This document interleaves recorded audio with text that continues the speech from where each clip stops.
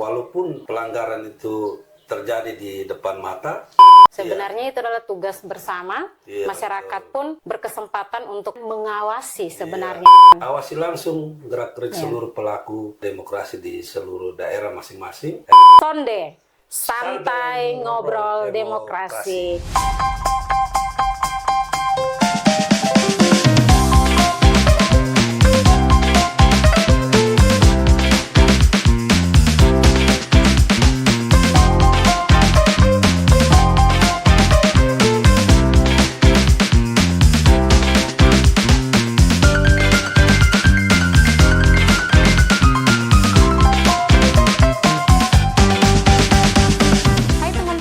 Jumpa lagi dalam Sonde, santai ngobrol demokrasi.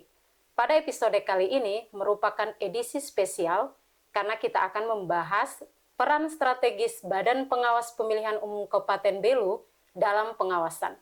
Topik ini tentunya akan sangat menarik dan informatif dan akan dibahas langsung bersama ahlinya, yaitu Ketua Badan Pengawas Pemilihan Umum Kabupaten Belu. Seperti apa keseruannya? Saksikan sampai selesai di Sonde, santai ngobrol demokrasi yang akan dipandu langsung oleh saya, Maria Gisela Lumis. Teman pemilih, sudah hadir bersama kita Ketua Badan Pengawas Pemilihan Umum Kabupaten Belu, Bapak Agustinus Bau Esfil. Selamat pagi, Pak Agus. Apa kabar? Kabar baik, kabar sangat luar biasa, sehat dan ceria. Baik, kabarnya sangat luar biasa ya. Cuaca di luar juga sangat luar biasa cerah, Pak Agus. Karena Sonde hari ini didukung dengan alam. Alam Belu mendukung sehingga cuaca di luar juga sangat cerah dan menyemangatkan gitu.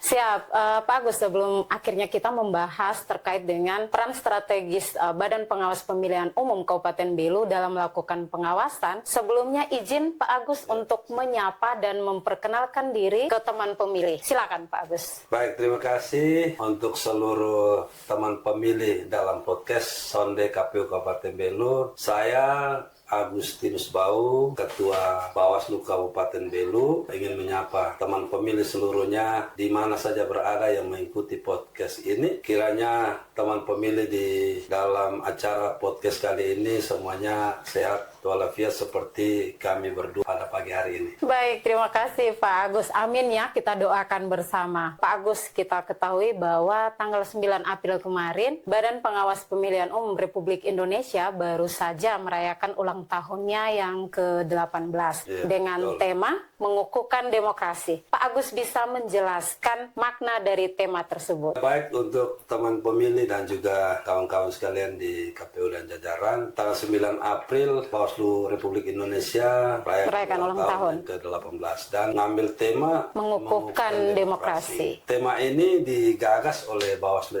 RI dengan maksud berkaitan dengan komitmen Bawaslu RI dan jajarannya untuk pertama itu untuk memperkuat demokrasi di Indonesia. Yang kedua berkaitan dengan mengukuhkan demokrasi dalam hal Bawaslu menjaga integritas dalam proses pemilu dan pemilihan. Dan yang ketiga itu berkaitan dengan tugas pengawasan, di mana pengawasan itu bukan hanya wewenang Bawaslu tetapi juga menjadi amanah atau tanggung jawab. Nah, di dalam tema yang diangkat mengukuhkan demokrasi itu merangkum poin penting 3 hal tadi yang saya sampaikan. Baik Pak Agus, kemudian kita akan membahas lebih lanjut terkait dengan dalam setiap pelaksanaan penyelenggaraan tahapan, baik itu pemilu maupun pilkada, ini ada Bawaslu nih, yang kemudian melaksanakan tugasnya melakukan pengawasan di setiap tahapan. Bisa Pak Agus jelaskan kepada teman pemilih, apa sebenarnya tugas pokok dan fungsi dari Bawaslu itu sendiri? Ya, tugas pokok dan fungsi Bawaslu secara normatif diatur dalam Undang-Undang 7 tahun 2017 pasal 101. Untuk tingkat kabupaten, tugas pokok dan fungsi Bawaslu kabupaten ini dirangkum juga dalam 3 peran penting yang digambarkan dalam Undang-Undang 7 tahun 2017. Yang pertama adalah melakukan pencegahan, yang kedua penindakan, dan yang ketiga adalah pengawasan. 3 tugas pokok ini yang dirincikan, dijabarkan di dalam peraturan perundang-undangan sampai pada teknisnya di peraturan Bawaslu. Kemudian berkaitan dengan tugas pokok ini, tugas pokok Bawaslu yang saya gambarkan tadi, pertama berkaitan dengan pencegahan. Pencegahan itu dilakukan bukan hanya dalam tahapan.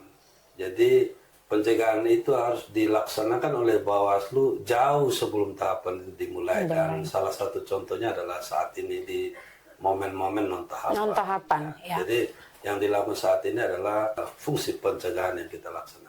Kemudian berkaitan dengan penindakan ini melekat dengan tahapan. Jadi penindakan itu berkaitan dengan penindakan pelanggaran dan juga sengketa proses pemilu. Nah itu tidak terlepas dari tahapan. Kemudian pengawasan itu Bawaslu mengawasi tahapan proses pemilunya, tahapan prosesnya. Maka itu pun tidak terlepas dari tahapan. Jadi berada dalam tahapan. Jadi tugas pokok dan fungsi Bawaslu itu ada dalam tahapan proses pemilu berjalan dan juga di luar tahapan. Jadi saat-saat seperti ini juga Bawaslu punya tugas dan fungsi yang sangat melekat dalam diri seluruh aparat pengawas pemilu. Saya tangkap ada 3 poin penting terkait dengan tugas pokok dan fungsi dari Bawaslu. Yang pertama yaitu melakukan pengawasan, kemudian ada yang namanya pencegahan, kemudian ada yang namanya penindakan. Betul. Baik, terima kasih Pak Agus. Kemudian untuk strukturnya mungkin bisa dijelaskan di kabupaten itu seperti apa struktur organisasinya? Organisasinya.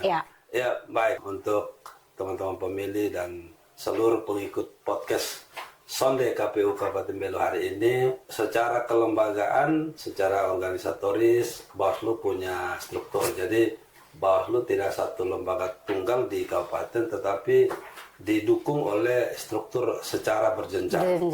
Hierarkinya untuk di Bawaslu Kabupaten punya struktur pertama di tingkat kabupaten disebut Bawaslu Badan Pengawas Pemilu Kabupaten. Ya. Kemudian di tingkat kecamatan disebut Panwaslu Kecamatan, Panitia Pengawas Pemilu tingkat kecamatan yang sifatnya ad hoc atau dibentuk saat tahapan proses pemilu dilaksanakan. Yang ketiga di tingkat desa. Jadi di tingkat desa disebut Panwaslu Kelurahan atau Panwaslu Desa. Ini juga sifatnya ad hoc yang direkrut oleh Panwaslu Kecamatan. Oh, ya. Kemudian di tingkat TPS juga menjelang hari pemungutan suara, kurang lebih 21 hari sebelum hari pemungutan suara itu direkrut, dibentuk untuk pengawasan proses pemungutan dan penghitungan suara di TPS. Jadi di tingkat kabupaten itu ada 4 tingkatan, ya sesuai dengan administrasi kewilayahan di tingkat kabupaten, di tingkat kecamatan, dan juga di tingkat desa dan TPS. Ya.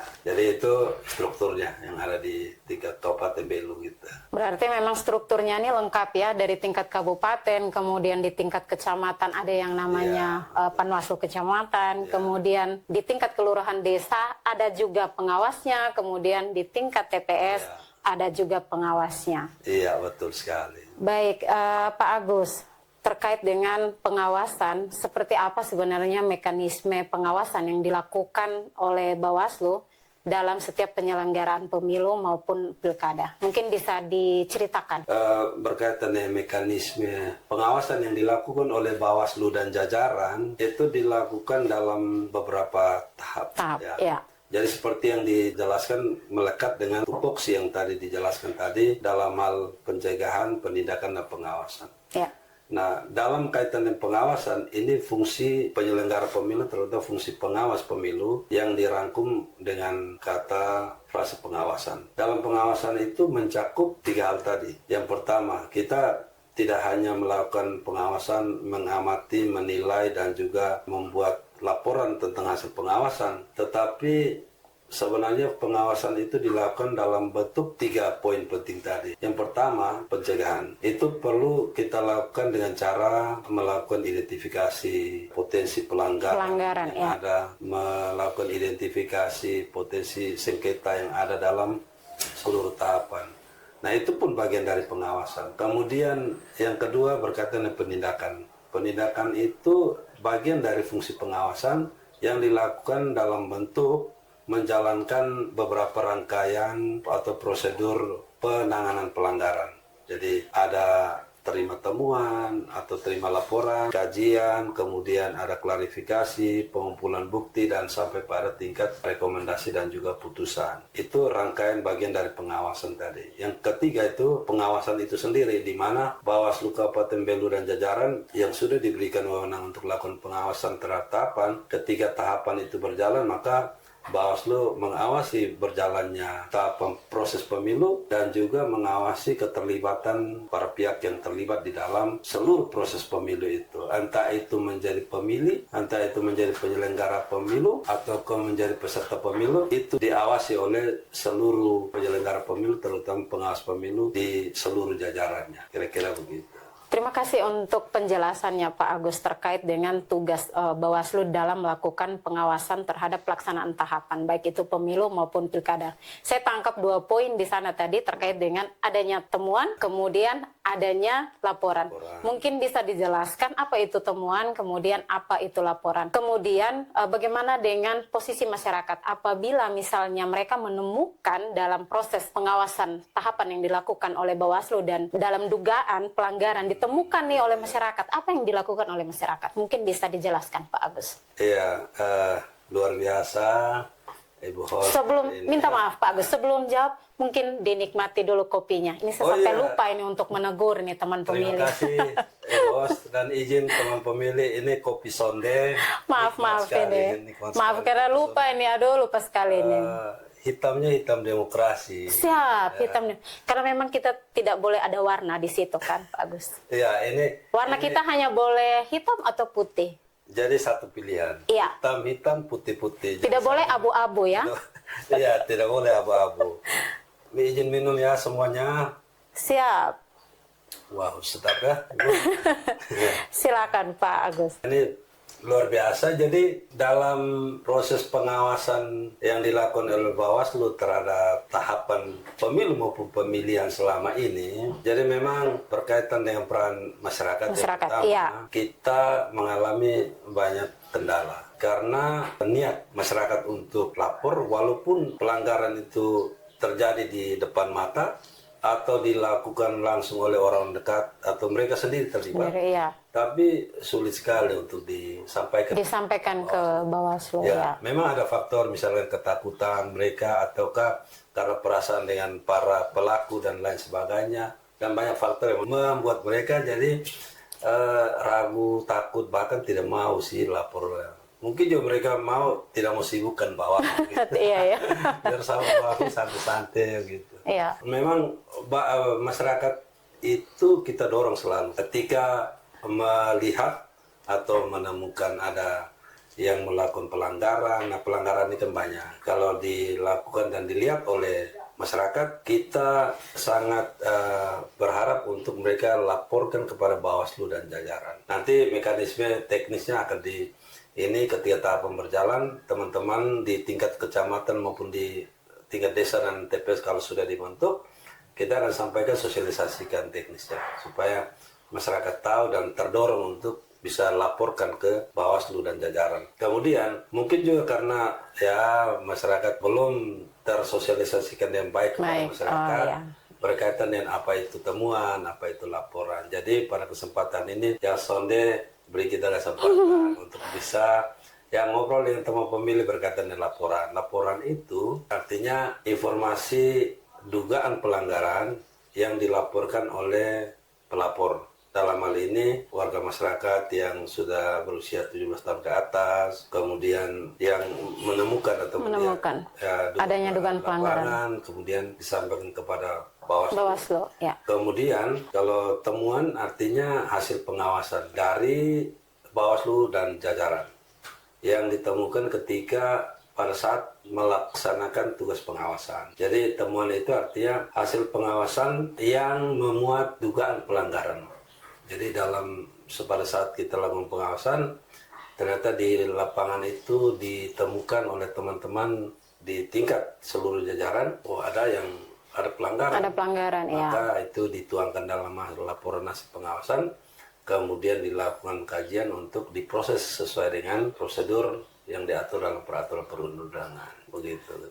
Baik, berarti dapat saya simpulkan ya Pak Agus bahwa sebenarnya tanggung jawab untuk kemudian melakukan pengawasan terhadap pelaksanaan tahapan yang dilaksanakan oleh KPU itu bukan saja menjadi tugas dari Bawaslu saja ya.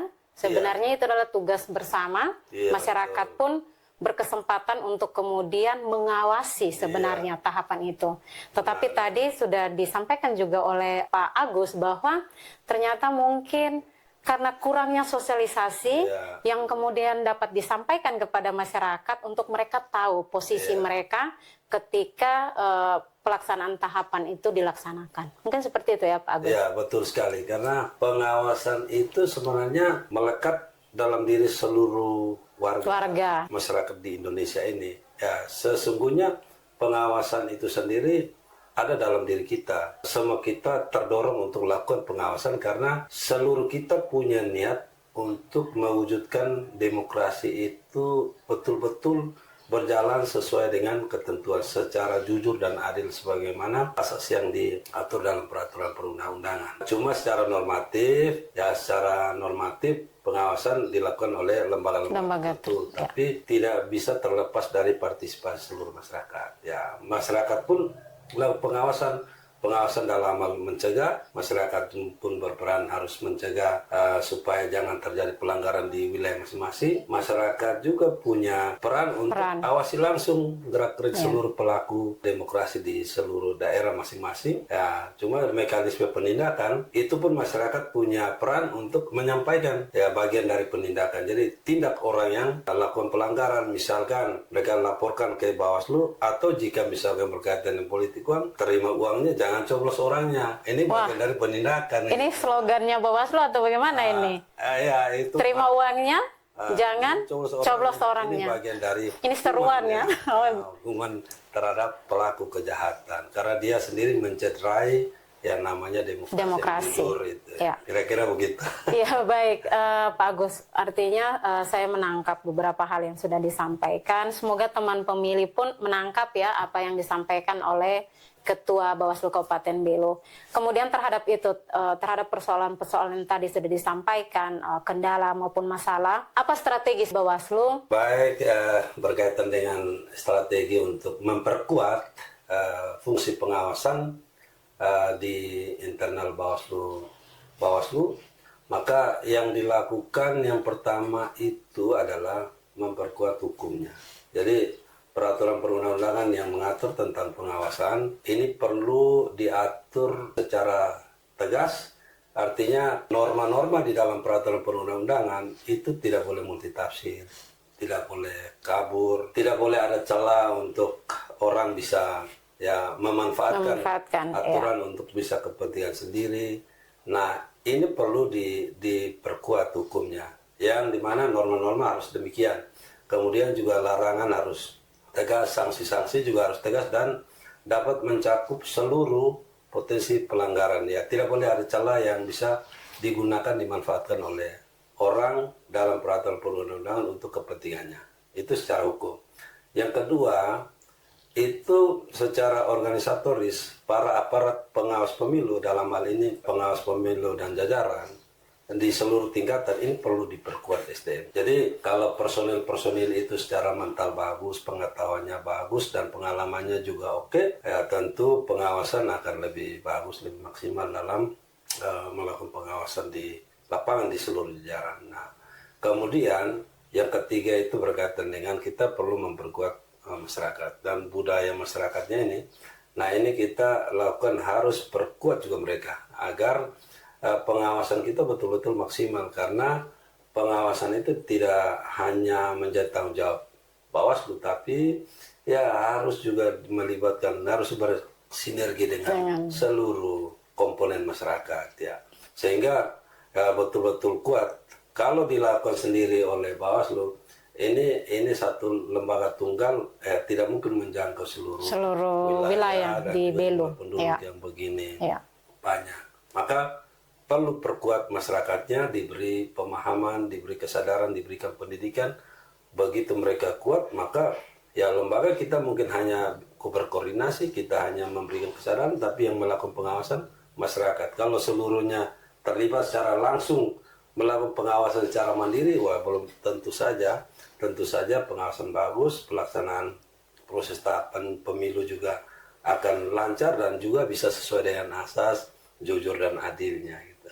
Ya kira-kira itu untuk memperkuat pengawasan. Hal yang dilakukan saat ini ya itu seperti itu. Hukumnya mulai sekarang diatur, direvisi, apalagi bersamaan dengan revisi Undang-Undang 7 saat ini yang sedang berlangsung di Komisi 2. Ya ini juga sudah disampaikan oleh Bawaslu RI untuk bisa diatur sedemikian rupa agar pengaturan berkaitan dengan teknis pelaksanaan pemilu, pengawasan pemilu itu lebih baik. Jadi seperti itu teman pemilih, ada 3 hal. Perkuat peraturannya, Ya, kemudian perkuat SDM-nya, kemudian yang ketiga perkuat partisipasi.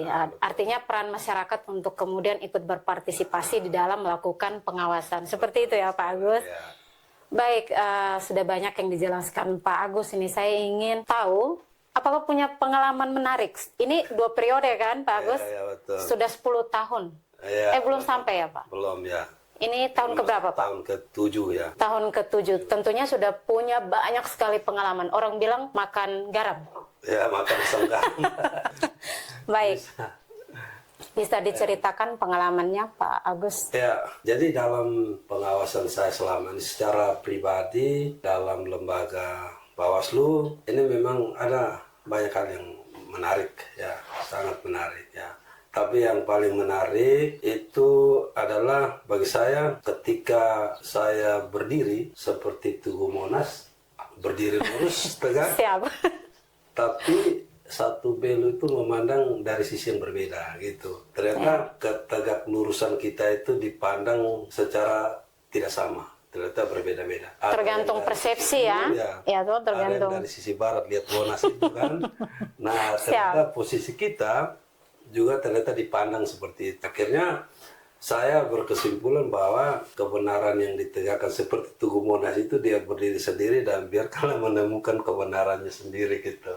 Nah disitulah menariknya pengalaman saya sebagai pengawas pemilu. Pengawas, ya. Kurang lebih 7 tahun sampai dengan hari ini. Baik Pak Agus, ini filosofinya pakai berdiri tegak seperti Tugu Monas. Ya. Tidak lihat ke kiri, lihat ke kanan, Ya. tidak memberi dukungan ke kiri dan ke kanan. Setuju sekali itu. Seperti itu kan Pak Agus? Hanya pandangan seluruh masyarakat inilah yang ya Tertuju menurut ke kita, Bawaslu-nya. tapi beda-beda gitu. Siap. Pak Agus mungkin bisa diceritakan selama menjabat punya pengalaman terkait dengan penindakan? Berkait dengan penindakan, nah pengalaman saya pernah di divisi penanganan pelanggaran. Ya, ketika itu periode saya masih bersama Pak Andre dan Ibu host sendiri. Iya, bersama saya sendiri ini. Ya, beliau Kita ini bertemu juga lagi di podcast Sonde. Dalam ruang yang berbeda. Teman saya ini Pak Agus ini. Ya, kami sudah pernah menjadi pengawas pemilu bersama. Fungsi pengawasan itu juga melekat dalam diri Ibu host sampai dengan hari ini. Gitu. Siap. Ya. Jadi pada saat itu dan juga sampai dengan hari ini pengalaman penindakan itu sudah sangat banyak, ya. Banyak dan penindakan di Bawaslu itu dalam pengalaman saya itu banyak faktor sih untuk sampai pada hasil akhirnya ya, apakah bisa terbukti atau tidak soal pelanggaran yang kita proses melalui mekanisme penindakan pelanggaran. Nah itu dipengaruhi oleh banyak faktor. Pertama itu misalkan berkaitan dengan saksi. Orang masih takut untuk jadi saksi di Belu ini. Apalagi berkaitan dengan kasus. Kasus ya. Ya, sehingga pengalaman penindakan kami di Bawaslu sampai dengan hari ini untuk sampai pada putusan akhir itu putusan pengadilan belum ada. Tapi kalau untuk rekomendasi sudah sangat banyak. Kemudian mekanisme yang dijalankan juga sesuai dengan ketentuan dan ya kita diberi pengalaman sebagai penyelidik dan juga penyidik dan juga Bawaslu diberi peran juga sebagai hakim juga ada di sana. Jadi Bawaslu ini sebagai pengawas pemilu, Bawaslu sebagai penyelidik, penyidik, dan juga hakim karena bisa memutus perkara sengketa ya, proses pemilu. Jadi Bawaslu dalam hal penindakan pelanggaran di Kabupaten Belu dalam pengalaman saya sendiri memang sudah cukup banyak. Cukup banyak ya Pak Agus. Mungkin masalah apakah yang paling berat dari sekian banyak dugaan pelanggaran yang kemudian ditangani oleh Bawaslu hingga 7 tahun ini kan Pak Agus mengabdi. Kemudian apa putusannya? Jadi yang paling berat itu adalah bagaimana kita membuktikan politik uang. Ya. Paling berat ya Pak Agus? Berat itu politik uang ini. Politik uang untuk dibuktikan itu paling berat. Ya. Karena dari semua kasus yang ditangani oleh Bawaslu Kabupaten Belu, kalau soal pelanggaran administrasi itu mudah dibuktikan, tapi pelanggaran pidana berkaitan dengan politik uang itulah yang paling berat untuk membuktikan. Ya. Kemudian yang paling berat yang kedua selain politik uang juga paling berat adalah ya soal menyadarkan orang untuk melaporkan itu. Ya, ini juga menjadi tantangan berat yang ya menjadi pelajaran bagi kita untuk bisa bagaimana terus evaluasi dan berbenah agar ya kesadaran bisa ada di hari-hari ke depan gitu. Jadi paling berat adalah membuktikan yang namanya politik uang. Ya, itu paling berat ya. Karena tidak didukung dengan kesadaran orang untuk melaporkan adanya dugaan orang untuk bisa memberikan bukti dan lain sebagainya gitu. Mungkin saya meminta pendapat sedikit dari Pak Agus. Pasti pernah mendengar cerita-cerita yang kemudian masyarakat itu menerima uang, tetapi kemudian dari tugas dan fungsi dari Bawaslu sendiri di dalam penegakan yang namanya fungsi pengawasan, kemudian pencegahan, kemudian penindakan, ini tidak ditemukan. Sebenarnya faktornya apa Pak Agus sampai kemudian ini tidak ditemukan? Padahal cerita yang berkembang setelah proses pilkada atau pemilu itu selesai, ini menjadi cerita yang lahir di masyarakat itu sendiri bahwa ada yang menerima 250, ada yang 100, ada yang 500. Itu diungkapkan, uang itu diceritakan, Tapi kemudian setelah tahapan itu selesai, tetapi kemudian kenapa persoalan ini tidak kemudian muncul ke permukaan, apalagi sampai dilakukan upaya penindakan di Bawaslu. Ya. Baik, ini luar biasa menarik soal politik uang. Ini kalau kita ikuti dalam setiap proses pemilu maupun pemilihan, sangat asik dibicarakan soal politik uang. Ya. Tapi pengalaman di Bawaslu berkaitan dengan politik uang ini lebih gencar dibicarakan ketika tahapan pemilu itu sudah selesai. Calonnya sudah terpilih, kemudian ini tahapannya sudah selesai, itu sudah ramai diceritakan. Dan yang menceritakannya adalah para pelaku itu sendiri, yang membagi juga cerita langsung, yang menerima juga bercerita langsung dengan bangga-bangganya ya, saat itu. Jadi saat itu kita tahu, akhirnya berkesimpulan bahwa ternyata praktik politik uang dalam setiap tahapan itu ada. Ya, ada. Cuma bagaimana peran Bawaslu-nya di situ. Maka Bawaslu berhadapan dengan praktik politik uang ini, inilah yang masih mengalami kesulitan karena yang pertama masyarakat tadi, kesadaran masyarakat tadi untuk menyampaikan atau melaporkan kalau politik uang itu satu bentuk kejahatan dalam proses pemilu yang menjerai namanya integritas pemilu. Ini yang belum sadar sehingga mereka tidak berani untuk melaporkan. Yang kedua itu berkaitan dengan keterbatasan ya struktural personil secara struktural di internal Bawaslu ya. Karena Bawaslu secara normatif dibatasi di kabupaten 5 orang, satu kabupaten, di kecamatan itu 3 orang satu kecamatan, di desa 1 orang 1 desa, dan di TPS 1 orang 1 TPS. Ya, kalau jumlah demikian, tidak mungkin bisa memantau seluruh wilayah Belu ini dan juga seluruh gerakan masyarakat atau para pihak yang ya terutama yang melakukan politik uang ini.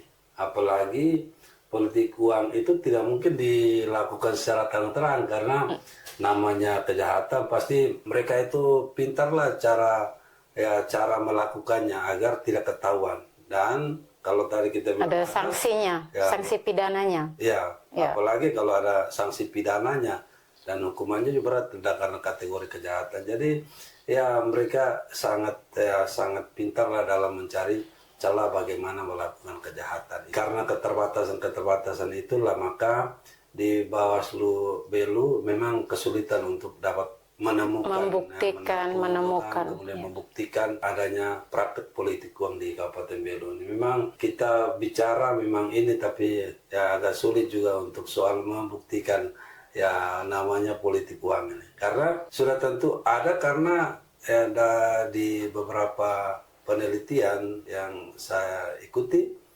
bahwa ada prinsip kalau beberapa calon itu berkompetisi dalam tahun pemilu, maka satu calon dan timnya akan berpikir kalau kita tidak bagi uang, maka kita tidak akan menang karena lawan bagi uang.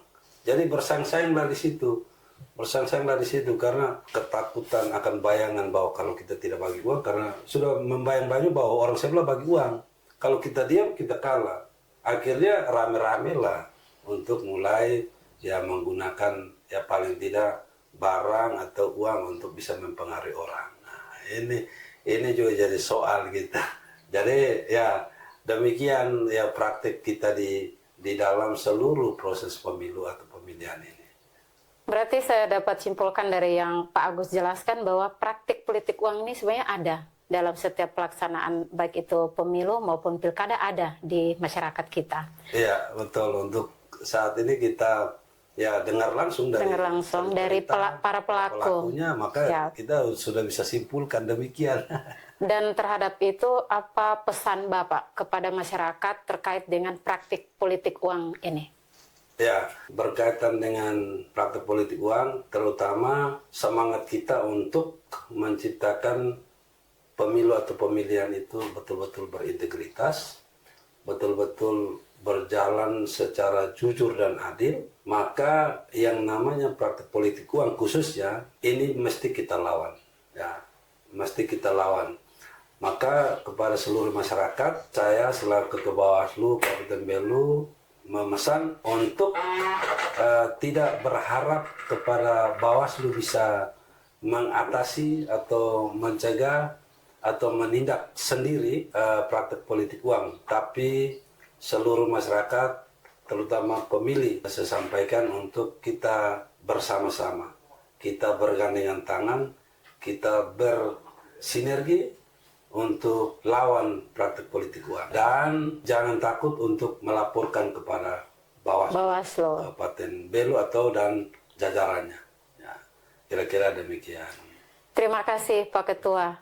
Kita dibatasi waktu. Terima kasih sudah hadir di podcast Sonde. Baik Pak Agus, di akhir mari kita sama-sama menyapa teman pemilih dalam Sonde. Santai Ngobrol Demokrasi. Baik teman pemilih, jangan lupa untuk ikuti terus podcast KPU Kabupaten Belu Sonde Santai Ngobrol Demokrasi episode berikutnya. Jangan lupa untuk dukung kami, like, komen, subscribe di YouTube KPU Kabupaten Belu. Terima kasih Pak Agus sudah berkenan hadir.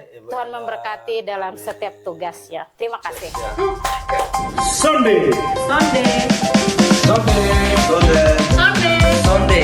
Sonde. Sonde. Ngobrol